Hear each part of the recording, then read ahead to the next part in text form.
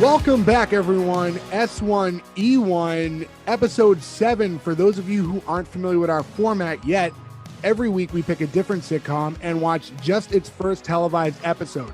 At the end of our episode, we decide if that's a show that we want to greenlight or cancel based on just that first episode alone. This week, we will be watching Fawlty Towers. Fawlty Towers was a show that originally aired in 1975 on BBC Two. Fawlty Towers went 2 seasons with a total of 12 episodes, and episode 1 was called A Touch of Class. That's what we'll be talking about today. So to get things started, I'm Jay Gags. With me, as always, the boys, Gordo, Nick, Joe, and Ferg. What's up, guys? Hello. Hello. Gin and orange, lemon squash, scotch and water, please. I meant to write those down, and I think I completely forgot, but... You know why I didn't? Because I knew Joe would.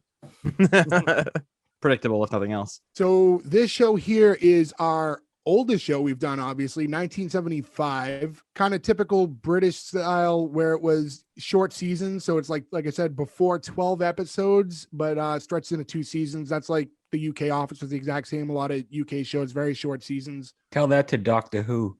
I'll tell the doctor. A lot of time in between too, right? Like that's a thing that maybe not so much now, but for British shows for a long time, you do a season and then you don't do another season for a few years. It's not the same sort of like a sitcom in America seems to be. We do a season, the next fall another season. Like Yeah, this I show wonder had 5 if years they- between seasons. I wonder if they go by a different like criteria. Like, do they need to do their, pilots and stuff the same way that we do and stuff like that? I wonder if it's just a different system altogether. Yeah, I don't really have any like back info about that.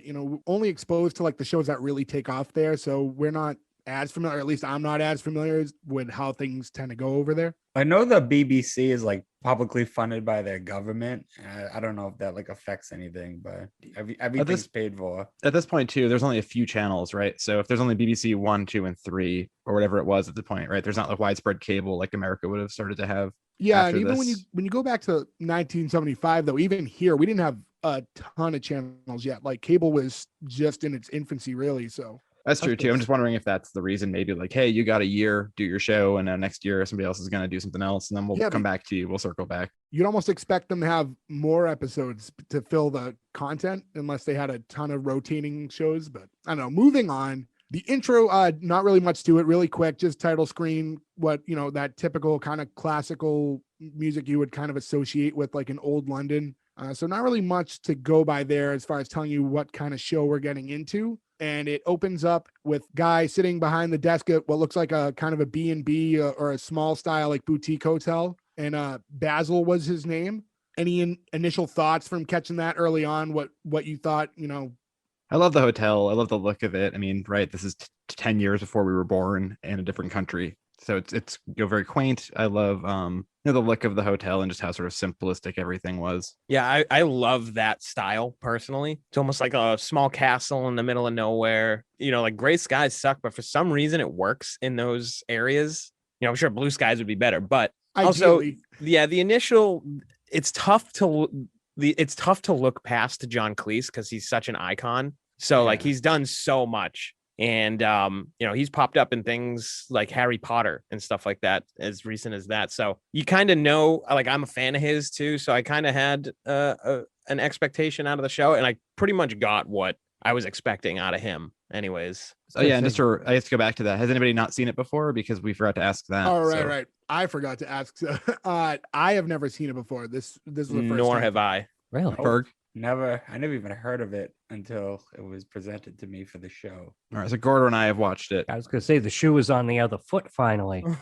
Yes, you had to go to across the pond to find one. I was going to say, did you guys know Fawlty Towers was ranked #1 on the British Film Institute's for the list of their 100 greatest TV programs? Interesting. I would like to see that on the All-time? list. Did you recognize anything on that on the rest of that list? No, because I read the Wikipedia article. That's what it okay. told me. What number same- was Are You Being Served? I don't know. I didn't read the list. He didn't know. He only knows that it was ranked #1. And I only know it was ranked #1 and that Basil Fawlty was #2 on the 100 greatest British TV characters. Now, where is this exactly? This is actually something I should know. I meant to look it up. Where is this in John Cleese's career as far as like Monty Python and stuff goes? Is this before, during? It's about I think 5 it's- years after. After, yeah. Okay. But Monty Python again as a troupe, right? Like they would always do stuff here and there, and the way the TV schedules, like we were saying, worked. I think they would still pop in and do things every once in a while, but this was Right. like his first like alone starring role, and he wrote it and starting it with his wife, who's what's the character's name? Sybil. Sybil, yeah. Sybil, yeah, who's the sort of waitress employee there. I'll tell you this. No, though. that's his wife. One of my Sybil is it the waitress Polly or Oh, I'm sorry, is it- Polly. Polly's his wife in real life, yeah, and they wrote it together. okay. Oh, Polly's his wife in real life. Yeah. Oh, Oh, interesting. Oh, what's the age difference? Yeah, she seemed Fast. Yeah. young. He's famous and he's funny. That's all you need sometimes. Yeah. Famous. You just need famous, really. Because we know good looking isn't on that list. He's So- an But he's interesting so looking fellow. he's so great looking though. You know what I mean? Like he's so charactery. Yeah, he I mean, it helps that he's like 7 feet tall too. Yeah, he's 7 feet tall. He's crazy skinny, and his hair just keeps getting crazier and I crazier mean, through the he's like episode. But he's not a British out of Ken, like a purpose way. He just starts looking like Sonic the Hedgehog after a while, and it's super funny. Yeah. So let's dig into the episode itself a little bit. So starting off, like I said before, it's just him behind the desk. A couple of phone calls, a couple quick jokes. First couple jokes didn't really hit with me, but I will preface this by saying a lot of like British style comedy doesn't always hit with me. But I thought the first couple jokes were a little forced. It was, I don't know, nothing was really working for me super early. But we meet the I don't know what you would call him. What was Manuel like? He was kind of it's like a waiter. bellhop. like He's a like a waiter and a handoff, bellhop. Yeah. I And, have something about him that I want to talk about when you're done. Are we going to talk about how he was 1,000% not of like Spanish descent at all? No, he's Italian. No, they said he was They from say he's from Spain. Barcelona in the show. Yeah, he's supposed to be from Barcelona. Yeah, I As know, soon but as I mean, I thought you meant No. the person.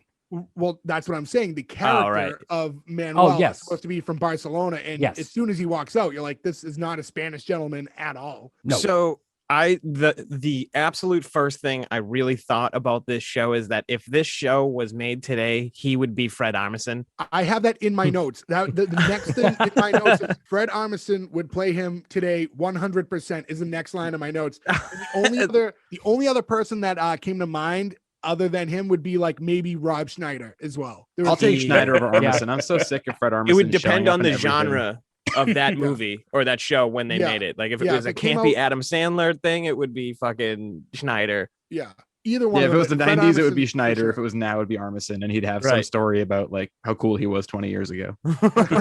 So yeah, so I it's funny you said it because I had the same exact thing written down. Fred Armisen, that was the first thing that came to mind when he popped up. All I could think about the rest of the show too. I don't know. Again, a lot of the stuff didn't really hit for me. I mean, were the early jokes all working for you guys? Is just am I looking at it with different eyes? The thing with him was the joke of him not understanding English made me laugh at first, but they really ran it to the ground by the end of the thing to the point Yeah. of I get it, he doesn't understand, and it was like Yeah. I don't know As if we it's get like a into- British I mean, thing, but The beginning was funny when he was trying to speak Yeah. it, but Yeah, yeah, a little I bit. could see it getting repetitive. And I we'll think a get big into part it about more. this show is repetition, but also just constant jokes, right? Like John Cleese there's a joke. This is the most notes I've ever written on a show because so many things happened that I was Yeah. writing down. Something funny is happening, or if you find it funny or not, whatever. But there's something happening in this show every second. There's not one wasted minute. So if a joke doesn't land, they don't even give you the moment to think about it not landing because they're on to the next one right away. And I think that some of them hit, some of them don't. Yeah. So what I noticed with this show in general is one thing they did do a good job of is a lot of those jokes they keep going to. It's a kind of a cycle. There was like, a good like handful, maybe like 5 or 6 different running themes that kept coming back over and over. The hanging of the picture, that, and a few others. And we'll get into more of the Manuel Basil dynamic as we get on with the show. But yeah, that was kind of my early impression of that was I understand he took the job, but if there's no communication between them that they don't understand each other at all, it's like, how did he even get the job to begin with? It was cheap. He even said that. And Yeah. it's cheap labor. And at that time, that wasn't a slight, I guess. It also shows a little bit too, because they try to play that, Basil, he wants the higher class people in there, right? And I think by hiring somebody, by him saying he can speak a different language, he seems like he's a classier guy. Well, I can speak Spanish. I'll train him. I'll teach him English. Because he's trying to put on airs that he's Then better than says he actually is. he says he speaks some weird dialect he's never heard of. Yeah. Yeah, See, it was that was one of like- those quick rapid fire jokes I laughed at. Yeah. That was laughed one of too.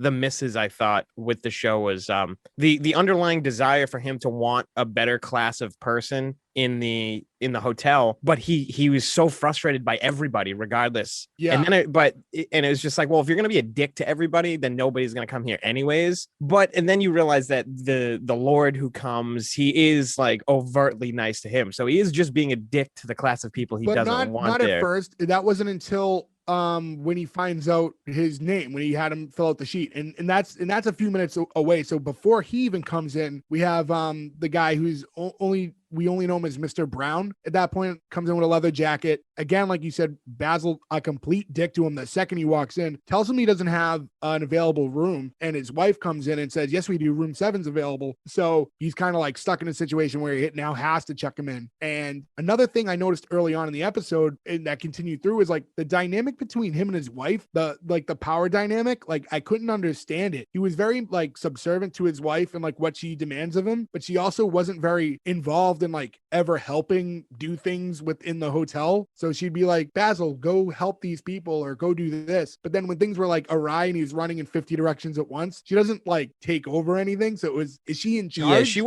wasn't likable at all. I think I think she was more of a plot device to, be the catalyst for him being funny. Yeah. I liked how like in between all of the things she was telling him to do, like it always circled back to hanging the picture. Like that was like the buffer in between jokes was like rehanging the picture every time. It was one of those callback things, but I just never This is the understood Jimmy James pick it job. up. Yes. Well, I was going to say too that the wife is the one that's actually picking up all of his messes, because as you see later on in the episode, he doesn't talk to one person and it's the wife checking them in.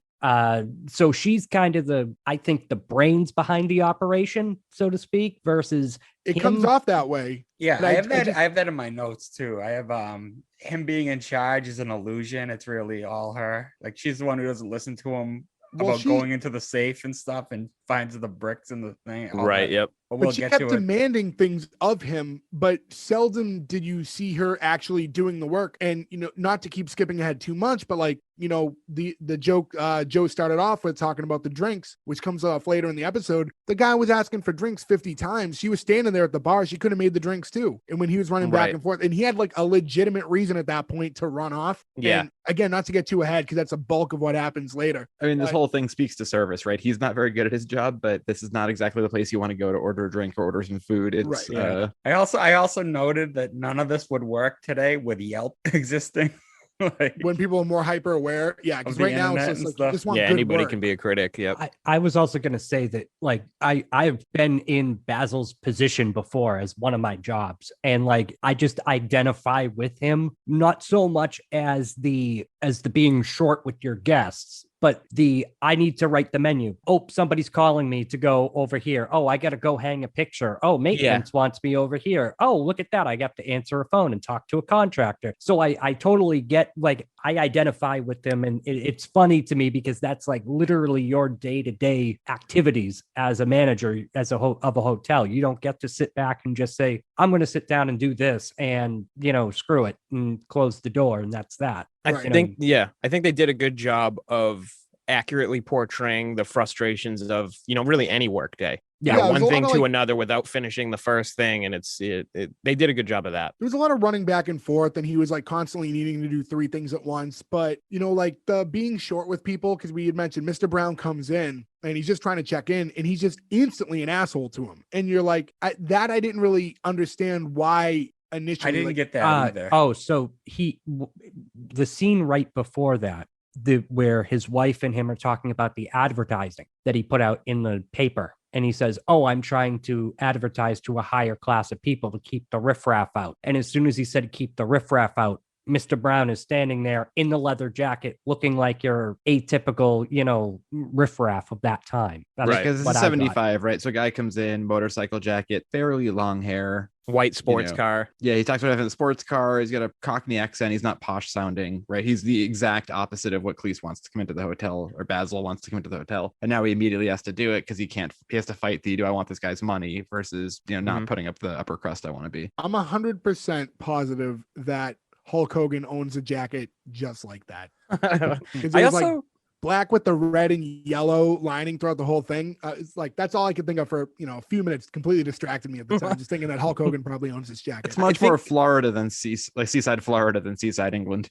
Yeah, but I think the whole being brash with people might be like a cultural gap that we don't really understand. I think they might just generally be more dickish to each other than we are in general. So as I was reading about the show, Cleese got the inspiration from staying at another hotel with Monty Python earlier during their travels, and the hotel owner didn't want the guests were a hindrance to this particular hotel owner. And so that's where the wheels started turning and the Basil character was based on. Yeah, I believe Cleese said he was the rudest man he's ever met. Yes. Wow. I love that when someone can take that's a real chicken salad scenario, right? Like some guy just does this awful thing to you. You have some terrible time in some hotel, and then you turn it into, something like this versus the last time I had a bad experience in a hotel, I was just mad about it. And that's a total John Cleese move, isn't it? Yeah. Like I'm sure 99% of his material comes from, observational comedy. Yeah, that's a lot of comedy in general. And then, but in that Mr. Brown scene where it was, so now he's being checked in because the wife exposed that the room was available. Manuel comes back in again, where Manuel doesn't understand Basil and they're doing the back and forth. We come to find out Mr. Brown speaks Spanish, so they're able to communicate, and that resolves that issue. And he speaks it perfectly, and John Cleese hates that because he's been shown up again. Yes. That made me laugh. That scene made me laugh. Shown up by someone who he's already deemed a lesser class than him. Exactly. So, yeah.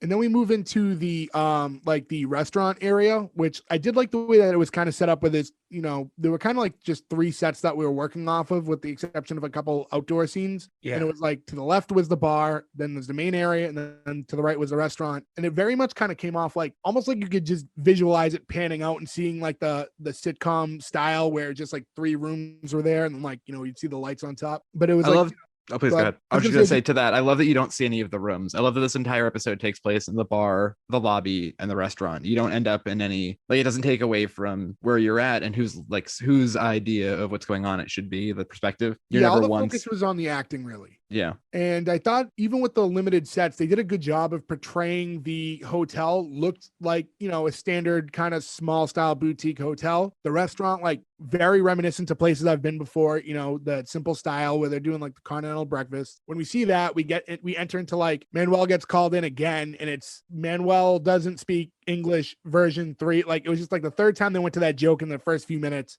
And it resulted in Manuel throwing a grapefruit at the head of another customer, which was that got the first real laugh out of me in the whole episode, though. I knew that would be a Ferg laugh. Yeah. I laughed too, but I knew that'd be a Ferg laugh. It was funny, and I got a laugh out of it, but then it was also it just made no sense to me at the same time, where it was just why? I understand that they don't speak the same language at this point because you've really dove into it multiple times, but there's just no way a functioning adult, despite not knowing what the person's telling him to do, would think that, he's probably asking me to throw this grapefruit at the head of another person. There's no way. Yeah, but he's yelling at him. He's going, throw it now. So you go, okay, now, and throws it. I also partly think, I don't know, because I haven't seen any more of this show, so I don't even have to pretend. I feel like he's fucking with them. He understands more than he That's a possibility, to. yeah. Yeah. I mean, you have to erase I've seen all 12 episodes, but I can't. I can't use that in this. So after that scene, we go back to the main area, and now we have a second person trying to check in. And this was a little bit of an inconsistency thing with me too. We get that same Basil's rude, and we come to find out that this is a man of stature. He's a lord in the area. So as soon as he finds out that he's of the class that he wants in the hotel, he's a bit nicer to him. But when Mr. Brown came in, it was instantly we don't have rooms. He's equally as dickish to this guy when he first walks in, but it was hey, do you have any rooms? And he's like, do we have any rooms? Yeah, of course we have room. It's the complete opposite argument. So now he's just, now he's yelling at him for the idea of no, we're not full. We're not full. I don't know. It was just flagged in my head as I'm watching. I'm I don't know why you're going one way with one with the other. You're just being rude to everybody. And you're supposed to be the character that we're getting behind, right? And you're just being a dick to everybody in the first few minutes of the show. See, my take on that is this is Taxi Driver, this is Falling Down, or for a more modern one, I guess Observe and Report, right? Like, this is a guy at work who hates his job, and you're slowly watching him completely unravel. And eventually, so it's not so much that why is he being a dickhead to this guy? He's being a dickhead because he couldn't eat his toast. He's being a dickhead because he keeps trying to hang up this picture. It's just building up the stuff with Manuel. I think that part of the sort of rapid fire, or the stuff that doesn't hit in the beginning, becomes funnier as the show goes along, because you're piecing together that just this guy's having the worst day of his life, and you know how it's going to end. Yeah. Or at least you know it's going to end completely terribly, right? And obviously we'll get to that. But I really enjoy this. Like, I want to be a dickhead to this guy. I want him to flip out on his wife. I want him to be mean to everybody, because I want to see it escalate to a point where you know he's boiling over, because you know it'll eventually explode. Why didn't his wife let him eat that was another, like, why can't he just eat his toast at the time? He was just sitting in the back office trying to have a quick piece. Like, I don't know. I think he was just listening to that racket back there. That's why. Yeah, she was just on him in the beginning of the episode. She's always like, you should be doing this, and then you need to be doing this, and then so if he's doing none of those things, regardless of the action, then she was gonna get mad about it. Yeah, so. I just felt like I said it earlier with like the trying to understand the power dynamic between the two of them, and it was like, I understand that she stays on top of him so he can do things, but maybe they should have put him in a position where he was doing something a little more outlandish that she needs to reel him back in a little bit, instead of just trying to have his breakfast real quick. Like, I don't know, that one to me was I don't understand why she was bothering him there. I think she has to stay on him or he won't do these things, like how he forgot the wake-up call at the very beginning. It's like he never made the menu. Yeah, that's a good point. He's aloof. But also, I like the idea of all these little things, right? Because it's not somebody goes into work and their coffee had the wrong kind of milk in it and they go crazy. It's that happened 100 times, right? These little escalations that make a person freak out. And you're watching this guy just get to the very end of it. And we're seeing one day. We have no idea what the last 300 looked like. Right. So once we find out that this guy is of some sort of stature, he's obviously a lot nicer to him instantly and starts giving him the world. So now you see him kind of turning on the charm, and because he's getting the type of guy he wants there. So now like he has to put in that extra effort. So we end up back in the dining area where we get a little bit of physical comedy there, where he's trying to sit him at the window table and accidentally pulls the chair out from him and he falls. And then I don't know why he just smacks Manuel in the head. Like, Manuel takes a serious wrestling bump too. I love it. It was just like, but why did he smack Manuel in the head? What did he have to do with that whole situation? Because again, it's the escalation. He's starting to lose it. He's just so close to the end. Wrong place, wrong time. Also, I mean, consider too how Basil considers his lower class of people in like his guests. I mean, and now like how he must think of Manuel at that point too. You know what I mean? Like he's a very class-based guy. He must not really respect Manuel that much at the end of the day, I don't think. Yeah, but to assault him?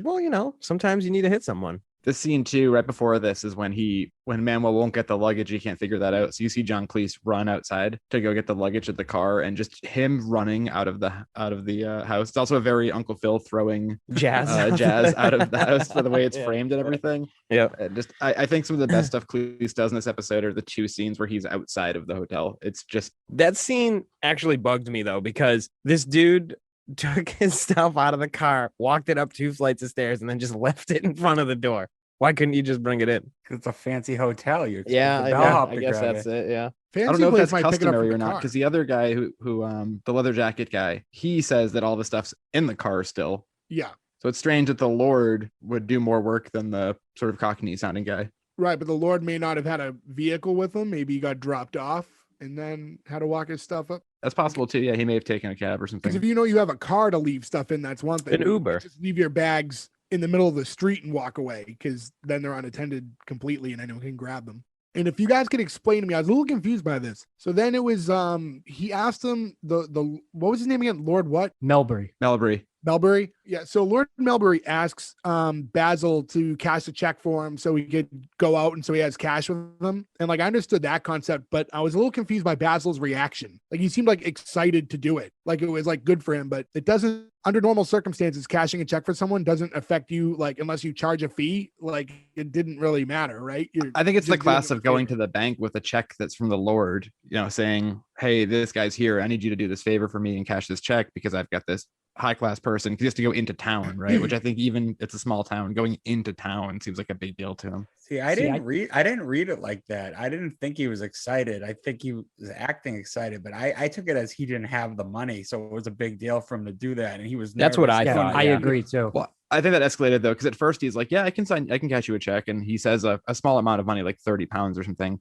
And then he's like, "Well, how about 100?" And once it starts escalating, that's when he starts freaking out Yeah, because he doesn't have that money on him. 200. So, but even initially, it was like, "Oh yes," I don't know. It was when he first asked him to like, "Can you cash checks?" He's like, "Yeah." I yeah, think I can cash checks." I think initially it was supposed to be as if he was expecting a very large sum of money and was worried that was going to be the case. And then when he said a low sum of money, he said, "Oh, okay, I can handle that. Maybe how about a little bit more too?" And I think I'm just worried up front. I was going to say too that you have to remember it's set in 1975. So if the British economy is anything like the American economy, $3 in think of $100 in 1975. It would be the same. It would be like $1,000 now. You'd be like, oh crap. Okay. Oh, you want 200? Yeah, of course we can handle it. And I took it as he was upset with the amount of money, but he didn't want to look bad in front of the Lord, being like, oh no, I could. So I agree with Ferg wholeheartedly with that. But unless you're completely broke, it's all kind of a wash, right? Like under normal circumstances, you're cashing that check and that's instantly going to your account anyway. So you're just doing the legwork for someone else, in that you're going to the bank for him so he doesn't have to. It's a sort of prestige move, yeah. Yeah, but also at this time too, Gordo, to your thoughts on the economy, right? So 1975 in England, the economy is terrible, and there's a character who walks by, he talks to a couple times, called the Major. Mm-hmm. So again, you don't know if he's going to be a character or not. You assume later on he's going to be because they just call him the Major, and they have obviously a rapport. Yeah, but they even mention the labor strikes going on, right? So you can even look at just going through in a musical history of thinking of things like, a year later, the Sex Pistols play a benefit at Christmas time for kids of striking labor workers, right? Like that's how bad the country was, that like whole swaths of the country were unemployed, huge parts were striking. So I think there's also an underlying thing here that we don't necessarily get because A, it's 40 years ago, and B, it's a different country. Yeah. But the class and the money and all of this is because the entire country was pretty much falling apart economically. So the idea of cashing this check is more stressful because who knows how much he has in the bank to get by day to day. Is he going to have to float this somehow on credit? That's why he wants these fancy, classy people here. Because regular people aren't even taking holidays as much anymore at this point, right? Because regular people aren't working. So there's a big economic issue to it. When you guys watch this show, when we talk now about, first off, it's 40 years ago. Closer to 50 now. Yeah. So at that point, a show from 1975, when you talk about the time distance and then also the fact that it's in a different country from where we grew up, do you find that catching up on both ends, constantly factoring in time and location, distracts you, or are you good with the comedy that you can follow along pretty easy? I'm good with it. I'm good with it. Same. Yeah. The times didn't really, aside from that, issue with his social class, which you could still have today anyways, it wasn't an issue. Did you feel the other way, Jay? Not the whole time, but like maybe with that check cashing scene, there, like you first have to get to the, okay, at that time, get back to, ATMs aren't everywhere. So that's how things were done. So that's not really a big issue. And then, but I think it was just like a little bit of a mix of that with the class thing. And you have to assume what's going on in England in the 70s. So I don't know, maybe at times some of the jokes didn't hit with me because I'm doing a little extra brain work. No, not terrible, but just throwing that out there, wondering how you guys felt. And then soon after, we end up on another exterior shot where we have the waitress outside and she's coming back. I assumed from the bank. I assumed she was the one who was going to cash the check for Basil. Yeah, he sends her on the errand to go to the bank. Yeah, and cash and while it for her. she's You hear her out, say that. While she's out, she runs into Mr. Brown, who's in a car with another guy, and they're scoping out someone who just walked out of the jeweler. And it was kind of took you out because it was a completely different vibe at that point. Yeah. So she gets in the car with them. He whispers some stuff to her, like gives her a little bit of a heads up as to why they're outside. And very, very different feel, not only because it was outside, but because everything from what we said before was joke. And now all of a sudden you're like involved in some sort of a crime situation, and you're trying to figure out what's going on. It was a very drastic switch out of nowhere. Well, did I miss this? Did you not talk about the scene outside of the bank? That's what we're talking about now. What I just said. Oh, I thought you were talking about her outside the hotel when she came back. No. When Oh, she okay, yeah, left no, to all run right. the So I errand. But she just goes in the misheard that car one. with Mr. Brown. Yeah, I like that okay. it's almost like a Get Carter, like a Michael Caine 70s British crime movie. It changes gears completely, but also I like that you don't quite get what's happening at first. You don't know if he's a bad guy and he's trying to pull into the car. Does he have a gun? You see people I walking thought out the towards the same thing. jewelry shop. I Is it a thought he was robbery? casing the bank. Right. They like mislead you to that, which I think is an interesting way to go about it. Right. That's Yeah. something you wouldn't expect in this kind of a comedy. That wasn't really where my brain went at that point, to be honest with you. When I saw that, as soon as she got in the car, Yeah. I instantly thought like, oh, this guy he's some sort of an officer. Like there's something going on. I thought the same thing up until he waved her to the car. Then I was like, okay, that's not what this is. Yeah. Jay, I'm just going to tell you right now, you should not be that trusting to anybody who tells you they're a cop or you think might be a cop and may go poorly for you. Well, we have to think it's the 70s and then it's a different country. So you have to factor both of those things, like I said, and you have to readjust to the times and the class. We're just saying for now, be careful. Yeah. No, in my experiences, every cop car that I've been in was clearly marked as a cop car, and I did not go on my own accord. But now, what if they left you in the cop car and the cop left, but he left the cop car in neutral and it went careening down the street with a bunch of your friends in the back of it, expecting all to crash into traffic and die? Didn't Sting and Bret Hart steal a cop car at one point? Sting and Bret Hart? Yeah. I don't recall that. I'm unaware of that. Yeah. I don't think so. Yeah, and Sting was down with RoboCop, so he wouldn't do that. When did Yeah, they... Sting is definitely pro police. I mean, he's got RoboCop as a good friend of his. I'm pretty sure Goldberg's a cop. And they didn't really even work together until like 2000 or like 99. Like it didn't. I don't know if the timeline would have really worked. So sorry for those of you who aren't wrestling nerds like us, because that's probably very confusing last few minutes. Not Sting from the Police.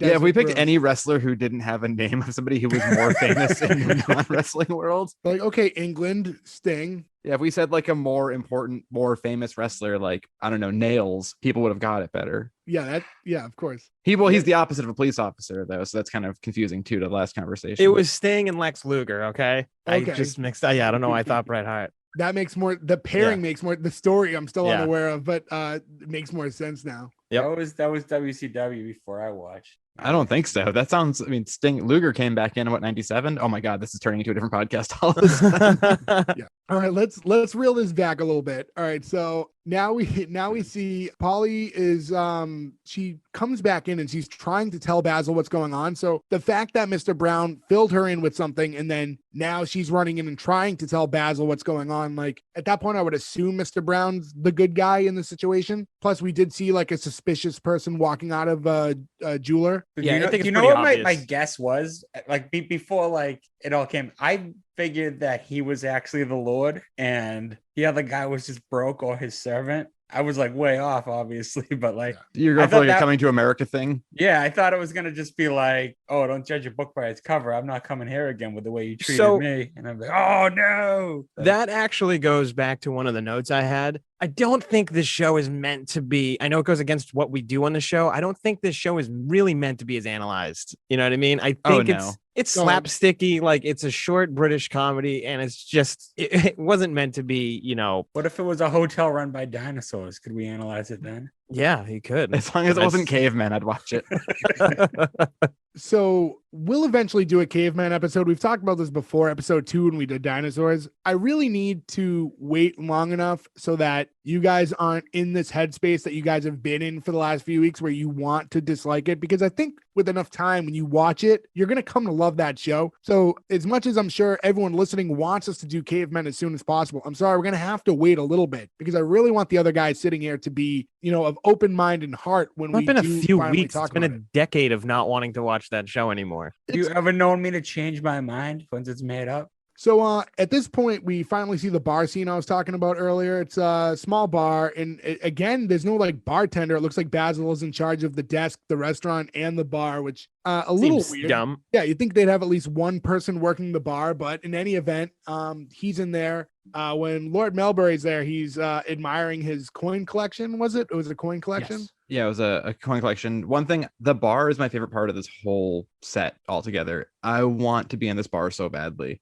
Go to any hotel bar and you're in that. No, that bar looks like no bar I've ever been in before. And the But one of my favorite things too is instead of taps, there's full liquor bottles suspended upside down with little spigots you spin and the liquor comes out. I was obsessed with how the bar looked. Plus in the corner there's a little slot machine. Like everything about it, like you can imagine spending a couple hours there. I just want to go through the TV and hang out there. Yeah, I'm trying to, like, it's weird because as I saw it, it seemed familiar to me. I can't place myself in a specific there's place a lot that of was bars. like it. There's like hotels like that in North Conway. A few places I've stayed, they've had hotel bars that were exactly like that. Yeah, I didn't. What about that place, Joe? Aside from those two things that was kind of stood out to you as not something you could find around here. I mean, maybe it's just nothing looks like 1975 England so much anymore. I think it was the overall aesthetic of it. I loved so much. Boston doesn't look like.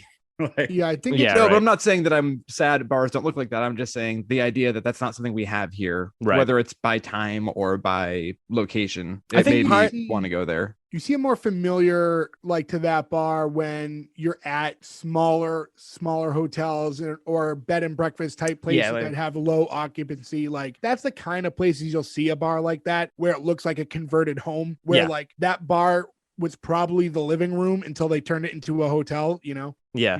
But the building seems like it has this was somebody's like a lord, for example's house, right? Yeah. And now they've converted it. Because I think what stands out is, like, especially for bars around here compared to this one, is that there's nobody at it, right? There was 6 people in this bar?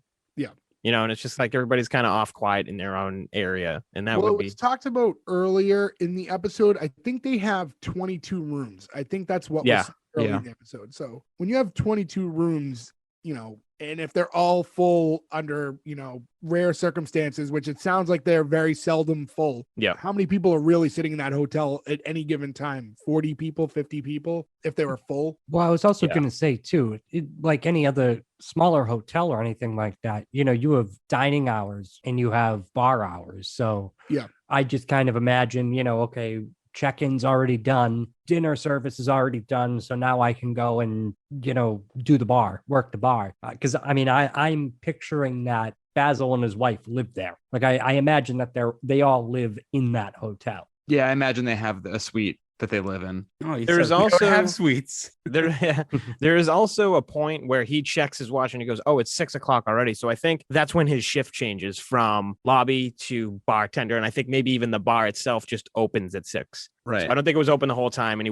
was just ignoring it. That was just when he was supposed to go over and start. Yeah, that could be a reason why they don't have a bartender on staff necessarily, but, you know, maybe for their own sake, it would help to have a few extra hands on other than just Manuel working there. And the waitress, right? So you have the waitress, Manuel, and then Basil and his wife. That's pretty much everybody. Yeah. Yeah. Mm-hmm. It's weird. I was trying to think of that as like it's weird they don't open the bar till 6 or anything like that. And I was thinking I had to do a work trip to Florida last year, and it was a pretty nice hotel, nicer than this, I guess, by whatever standards. And there was a big bar in it. And I was like, oh, we got there, we've been flying all day, I want to go get a drink. And they were like, oh, the bar doesn't open till 6. And I was totally thrown off by that. Then they told me to go across the street to the bikini bar, which was open at every hour. As made the most sense. But also it was buy one, get one free beer. So nice. So right around this point is when we kind of realize how everything's going, right? All the reveals are kind of coming up at this point. So after Lord Melbury is convincing Basil to get his coins reappraised and that he might do it for him. So then, which seems odd, right? The fact that, like, this guy of higher stature would be like, oh, I'll just give me all your coins. I'll do you this favor. Like, even though they've never met and he'd probably realistically never be in that area again. We're starting to find out what's going on. And as it turns, Lord Melbury is a con man. He's not, you know, a lord at all. Wait, is he a con man, or what did they call him? Because one of the things I loved so much about confidence man, which is what confidence trickster. A confidence trickster, the most beautiful British phrasing ever. Trickster. He's a grifter. So and also the cop is not Mr. Brown's not a detective. He's with the CID. The CID, the Criminal Investigation Department. Everything they say is so much better than the way we say it. Yeah, it is. It really. And you know what, too, is the callback to the wife questioning the Lord before anybody else. Yeah. Because she mentions his tatted bags before, because he's just so obsessed with him being a Lord. He doesn't care. And then she points that out, which I thought was interesting. Yeah, because he was so obsessed with just the idea of having people of a certain class that, like, really his judgment is off. We saw that earlier too, right? With Mr. Brown. It goes back to that whole judging a book by its cover. Mr. Brown was someone who actually is, with a respectable job, and he disregarded him immediately, where Lord Milbury is a con man and was easily swindled by just the false title that he gave him, and then waited on him hand and foot over every other person at the hotel. So then it was his wife, right, who then grabs his briefcase of the expensive belongings that they were, keeping in the safe for him. And we find out that it was just 2 bricks.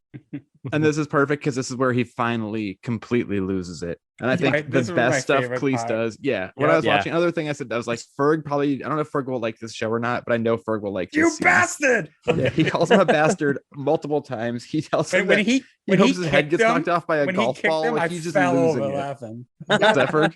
Oh, I said when he kicked him when the cops had him, I lost it. But he asks for one more. One more time. Like one more. This is my favorite scene. He just loses his mind. The golf ball line's great. Yeah. When he bites the check, I lost my mind. That was great. Oh, so great. The whole climax was awesome. No, I love when he took the bricks out of the briefcase finally, and he's inspecting them just in awe that they are actually in fact bricks.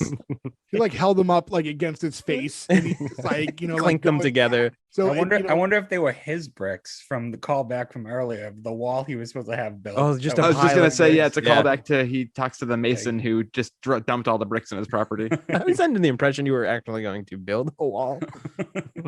So to explain this to everyone, who hasn't watched this before, what we're just talking about, basically Basil finally confronts Lord Milbury and lets him know that, like, I know who you really are. I know that you're not really a lord. And brings up the fact that, like, I know that your briefcase had bricks in it, because Lord Milbury was, he was holding on strong. He wasn't going to crack and tell him. And then once he exposed that, did you have bricks in your bag, or essentially however he delivered it, then he makes a run for it. And that's when the cops come and they tackle him down. And yeah, Basil just running up and giving him a quick kick was probably my favorite part of the whole thing.